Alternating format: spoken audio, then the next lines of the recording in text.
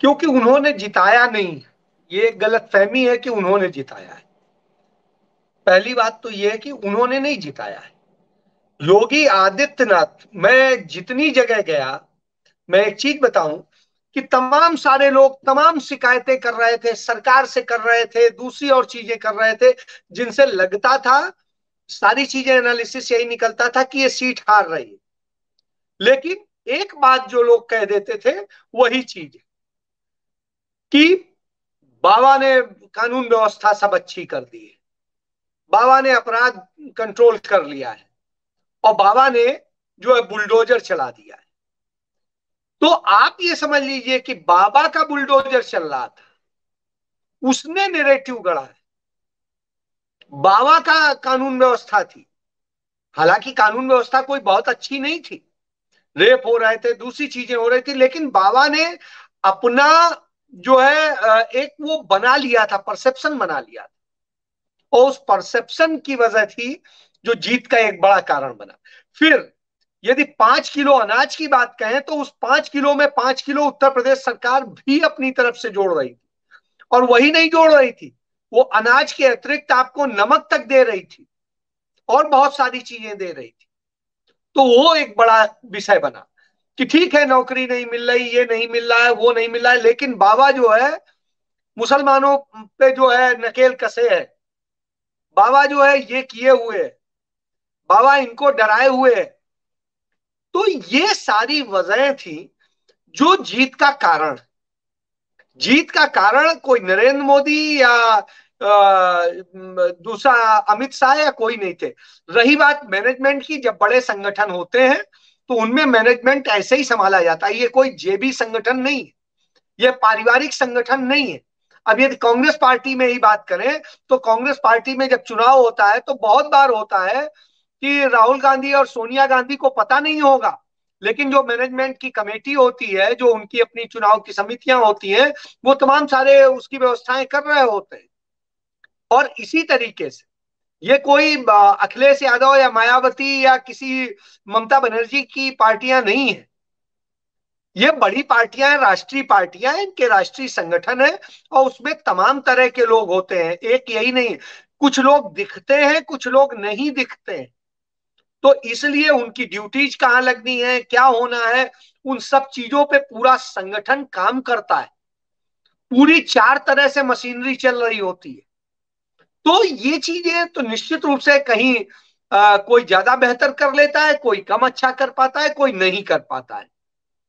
तो यह विषय होता है। इस दृष्टिकोण से यह नहीं कहा जा सकता है कि उन्होंने सरकार बनवा दी, या उन्होंने बाबा को या क्या नाम है, यहां पर भाजपा को जितवा दिया। हाँ, योगदान जरूर है, योगदान से इनकार नहीं कर सकते हैं, क्योंकि योगदान नहीं होता तो नहीं होता।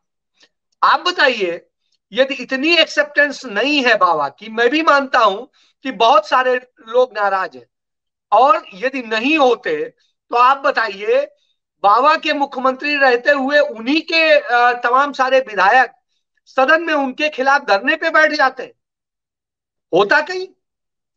लेकिन होता है। तो आप ये समझिए, आज भी मैं समझता हूं कि आधे से ज्यादा विधायक जो है बाबा से नाराज होंगे, लेकिन फिर भी बाबा है।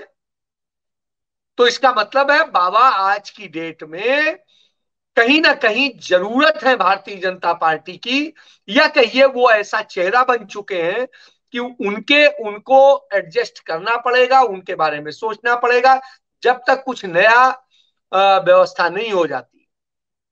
और भारतीय जनता पार्टी या आरएसएस जो उनका मूल संगठन है, वो बहुत आगे की सोचता है, वो जानता है कि कैसे कैसे नैरेटिव गढ़ के और क्या करना है।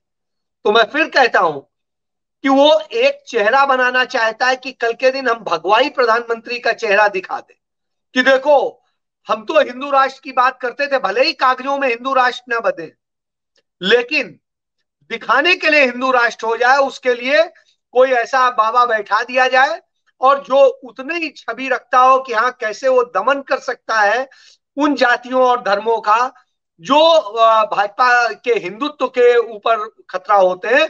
तो ये उसका एक प्रयोग है। और उस प्रयोग पर वो काम कर रहे हैं, इसलिए हल्के में लेने वाला नहीं है। जी। लेकिन यहाँ पर इतना आसान नहीं है ना सर उनके लिए सिर्फ भगवा तक का सफर ले जा करके पूरा करना, क्योंकि इन सबके बीच में जिस तरह से अर्थव्यवस्था की परेशानी है, अगर योगी आदित्यनाथ के तमाम मॉड्यूल को आप देखते हैं तो यहाँ तक कि कोरोना के छोड़िए, लॉकडाउन को आप भी क्या आप बात देखें। करती हैं अर्थव्यवस्था की? अर्थव्यवस्था भारत की, उत्तर प्रदेश की फिर भी बहुत अच्छी है। भारत की अर्थव्यवस्था आज गर्त में जा चुकी है। 140 लाख करोड़ का कर्ज हो चुका है, और जब ये हो चुका हो, देश की हर चीज नीचे जा रही हो, हमारे 24 से अधिक पीएसयूज बेचे जा चुके हो, और इन सारे के बाद में स्थिति ये हो तब भी संभल ना रहा हो, रुपया रोज गिर रहा हो, ऐसी स्थिति में पूरे अंतरराष्ट्रीय परिदृश्य में भारत कमजोर पड़ रहा हो, और उसके बाद में आप कहेंगे कि अर्थव्यवस्था, इस देश के किस व्यक्ति को अर्थव्यवस्था और उनसे मतलब है? चाइना ने हमारे देश के 1000 किलोमीटर लैंड में नरेंद्र मोदी के शासनकाल में कब्जा कर लिया। कल ही की सैटेलाइट पिक्चर की खबर थी कि साहब गांव पूरी तरह बस गए हैं और पूरी आबादी वो होने लगी है। डोकलाम में जिस सड़क को लेके 2017 में बवाल खड़ा था, वहां पूरी सड़क बन के तैयार है, चल रही है। और उसके अलावा अब चाइना की पहुंच हमारे देश के 3444 किलोमीटर तक हो चुकी है कि वो निर्विघ्न रूप से वहां पहुंच सकता है। तो आप ये समझ लीजिए कि चारों तरफ है। दूसरी तरफ आप देखिए, जो उसका इकोनॉमिक कॉरिडोर है, वो पहले पाकिस्तान तक की बात हो रही थी, अब वो रसिया तक पहुंच गया है। काबुल होते हुए वहां तक पहुंचने की पूरी तैयारी हो गई है, और इसी दौर में उसका समझौता अफगानिस्तान से हो गया, और अफगानिस्तान ने भी परमिशन दे दी, तो रसिया तक पहुंच जा रहा। आप इस बात को समझ लीजिए कि वो रसिया से सीधे रोड पकड़ेगा और पूरे हिंदुस्तान को चारों तरफ से घेर लेगा, बर्मा तक। तो आप समझिए, आप कहीं पर यह कह दें कि और इसके बाद में इस देश के किस व्यक्ति को इसकी चिंता है, तो इन सब का कोई फर्क नहीं पड़ता। आज की डेट में लोग नैरेटिव पे खेल रहे हैं, वो जानिए, और वही है, उसमें माहिर है भारतीय जनता पार्टी, इसमें मुझे कहने की जरूरत नहीं है। और आप हमसे जुड़े रहने के लिए सब्सक्राइब करें YouTube पर, फॉलो करें ट्विटर पर और लाइक करें Facebook पर। और ज्यादा जानकारी के लिए आपको टाइप करना होगा सिर्फ न्यूज नशा।